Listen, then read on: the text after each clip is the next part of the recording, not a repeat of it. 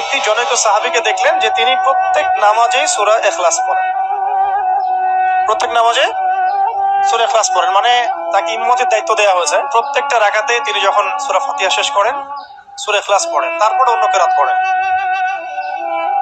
এটা কি ইউনিক না? কখনো দেখেছেন এমন কোন ইমামকে?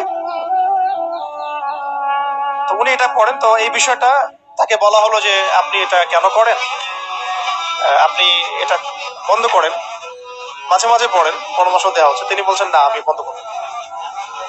তো এমন অবস্থা হয়েছে যে কেসটা রাসূল সাল্লাল্লাহু আলাইহি ওয়াসাল্লামের দরবার পর্যন্ত পৌঁছেছে। ইয়া রাসূলুল্লাহ, আপনার যে ইমাম আপনি দিয়েছেন সেই ইমাম তো এরকম করে, প্রত্যেক রাকাতেই সূরা ইখলাস পড়ে। এখন